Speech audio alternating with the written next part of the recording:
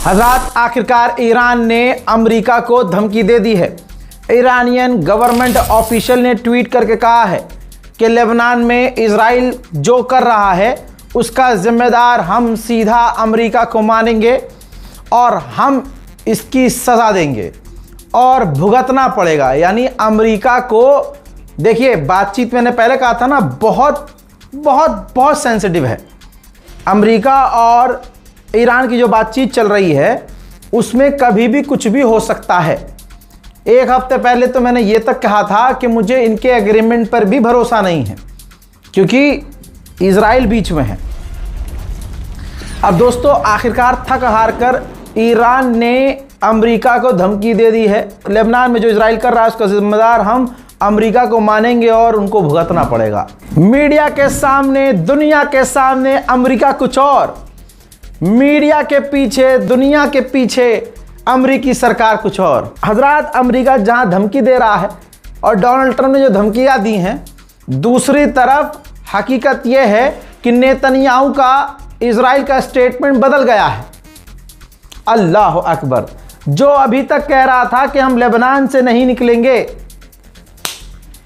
अब इजराइल का बयान यह आया है कि जब तक बातचीत कंप्लीट नहीं हो जाती इजराइल की फौज लेबनान से पीछे नहीं हटेगी। अब इसके अंदर की खबर यह है कि डोनाल्ड ट्रंप प्रशासन, अमेरिका की सरकार इजराइल पर प्रेशर बना रही है और वो प्रेशर नजर आ रहा है। प्रेशर यह बना रही है कि लेबनान के कुछ इलाकों से पीछे हट जाओ ताकि हमारी डील ईरान से कंप्लीट हो जाए।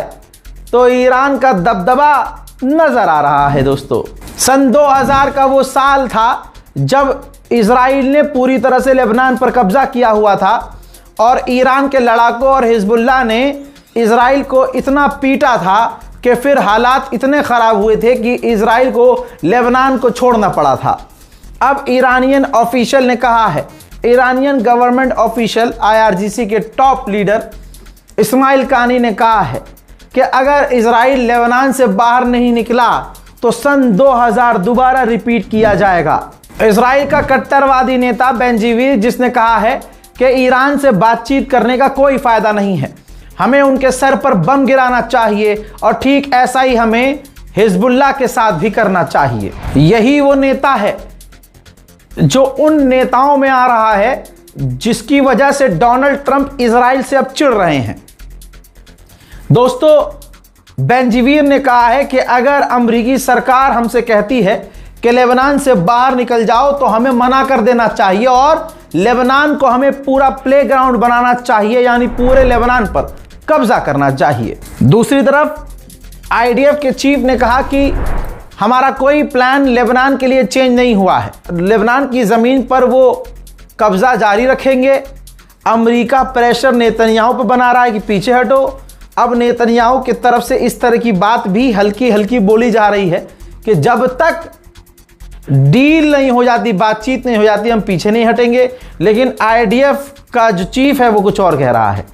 तो बातों में फ़र्क है, कुछ नहीं कहा जा सकता कि आगे क्या होना है। दोस्तों, कितने दुख की बात है कि हिंदुस्तान पाकिस्तान के अंदर हम आपस में शिया सुन्नी कर रहे हैं और नफरतों को बढ़ावा दे रहे हैं। और सारे नफरत नहीं कर रहे हैं, कुछ कुछ जंगली सुअर हैं जो इजरायली टोपी लगेगी, दाढ़ी भी रहेगी, लेकिन यहूदी इजरायली मानसिकता वाले हैं, है ना। अब आपके सामने एक तस्वीर है। लेबनान में मोस्टली सुन्नी लोग हैं, अहले सुन्नत हैं, हम में से ही हैं। अब आपके सामने है तस्वीर, पोस्टर सड़कों पर, लेबनान के हाईवे सड़कों के किनारे पोस्टर लगा है। शहीद जनाब आयतुल्लाह सैयद अली खामनाई और उनके बेटे आज के सुप्रीम लीडर जनाब मुश्तबा खामनाई। तस्वीर देखिए और लिखा है उनकी तस्वीर के नीचे, शुक्रिया ईरान वफा के लिए, यानी शुक्रिया ईरान जो आपने लेबनान के लोगों से वफादारी की और हमें अकेला यको तन्हा नहीं छोड़ा। हिजबुल्लाह के चीफ ने कहा कि दुश्मन ने, इजराइल ने ऐसी डील करने की कोशिश की जिसके मुताबिक जब उसका मन करे वो हम पर हमला कर सके और हम हमला ना करें। हमने इस डील को एक्सेप्ट नहीं किया और लेबनान की सरकार को ईरान की गवर्नमेंट से सीखना चाहिए।